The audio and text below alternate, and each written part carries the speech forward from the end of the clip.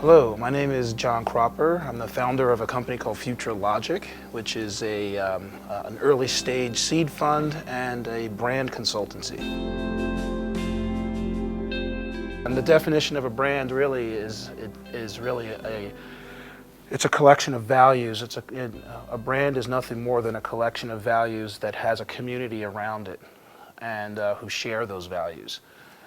It's not a logo. It's not, how your profile photo or whatever. That's not what a brand is. A brand is just is an object or an entity or a person that has a particular set of core values that has a community around it that share those values and hopefully are really passionate about those values and will fight for those values. The concept of, or the collision of industry and education to me is one of the most important concepts that we all need to be thinking about. I started researching this idea about 5 years ago. I was curious about how to generate learning systems where students would come out of it hyper prepared for the workforce. And in my mind, the best way to do that was to talk to the leading brands in the world and see what do they think, what are the kind of skills they're looking for. And the other concept that we explored revolved around branded education. What would happen if the greatest brands in the world actually created their own universities, not just for their employees, but for the consumer market? And so the story really began with about 2,000 people that we interviewed via Facebook, and we asked them, would you rather go to the Apple School of Design or RISD? Or would you rather go to the Condé Nast or the New York Times Journalism School or Medill at Northwestern? Or would you rather go to this Intel Institute of Technology to learn engineering or Georgia Tech? And we looked at 50 different industry verticals, and we were rather startled to discover that 80% of the respondents wanted to go to the branded school. That was the beginning of a kind of an aha moment for us, and we started to realize that the nature of education in the mind of the consumer had truly shifted. Whether it's for better or not is to be determined, but the student fundamentally at this point has gotten to a place where they wanted to see a more clear and direct pathway from what they were learning to meaningful employment. And so that was really the starting point of my journey around the collision of industry and education. When we talk to leading executives from the CEO level down about what they were looking for, they were increasingly saying they weren't finding the kind of graduate, even from the best Ivy League schools, that were kind of equipped to think the way that they were looking for them to think. And that the cost and the time to train them was getting to a point where they felt they could probably do it better themselves. And so, again, another startling kind of fact point that gave us this, led us up this path, which is trying to serve as almost an agent between the two sectors. And we think that there's an incredible opportunity for entities like mine and entities like Pearson to serve as the kind of intermediary that can bring together great brands that need to have learning systems attached to them and create consumer-facing educational products that are going to accelerate a young person's ability to be successful. I would call it a Match.com meets McKinsey-like consulting in terms of being able to put together these two, but make sure that the strategic foundations and frameworks for how these particular company and this particular university or whatever it may be, that they strategically fit well. Well, in my experience, and again, this is dealing with companies ranging from the automotive sector to financial services to marketing and advertising, strategy consulting, pharmaceutical. Almost all of them consistently have said that they're looking for people to have a stronger set of digital orientation. And what that means is not just being sort of social media savvy, but actually having some lightweight skill sets and tools that allow them to be able to better communicate their ideas throughout the organization. So digital savviness, not just your ability to post on Facebook, but understanding some of the more fundamentals of digital marketing and digital communication, that was a big one. Fundamental communication skills, shockingly, is lacking in a significant way.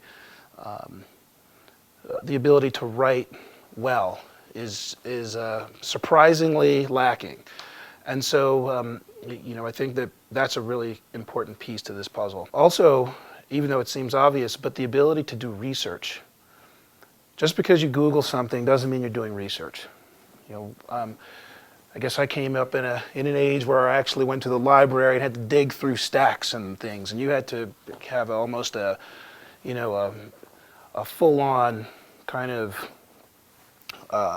private investigator-like kind of mindset when you're trying to find certain pieces of a puzzle that you want to piece together a narrative, to piece together an argument for whatever paper it was we were trying to write or whatever it may be. And I think that research, the ability to dig deeper than just a Google search, to be able to find information and piece together different elements to put together a critical analysis of a situation seems obvious, but that was one that comes up quite a bit too. One of the reasons that I see for this kind of growing gap between the skills that employers need and the skills that schools are teaching revolve around 3 or 4 key issues. The first one, I believe, is the digital orientation that young people are growing up in, the digital environment that they are in, is causing a kind of a fracture in their ability to connect. And so I think that we have to spend a little more time as the designers of experience in university settings to make sure that the learning experience incorporates as I guess the IDEO people would say, a human-centered design approach to learning. So I think that's one piece. I think another really important aspect to this skill gap that seems to be emerging is a lack of mentorship. So I remember as a student growing up in 1,000 years ago at the University of Pennsylvania, there were a number of support mechanisms, and because we didn't have social media at that time, Facebook didn't exist.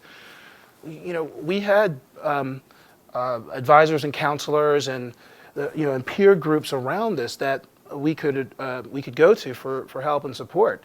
I think that the Career Planning and Placement Office was a much more efficient and effective office at that time, partially due to they had smaller volume of students to manage and so on.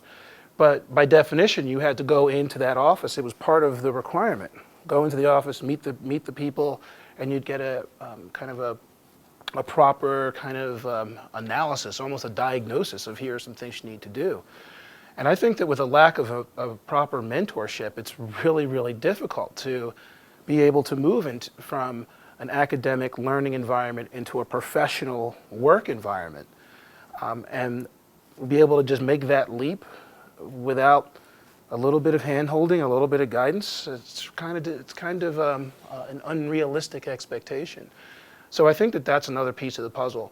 And we have a big problem in the United States because in the high school, at the high school level, right now there are 366 students per guidance counselor. 366 students per guidance counselor. I mean, that's outrageous. And the federal government kind of benchmark for what is acceptable was 150, which is still an outrageous thing. And so I think that we're suffering from a very serious lack of support systems, mentorship, and guidance counseling, both at the high school and at the higher ed level. And to me, if kind of a professional mentor slash guidance counselor could be developed into a sexy job, that would be a really powerful and important component to solving this skill gap problem. I do believe that self-awareness and clarity on self-definition is the starting point to an ability to build any kind of a relationship.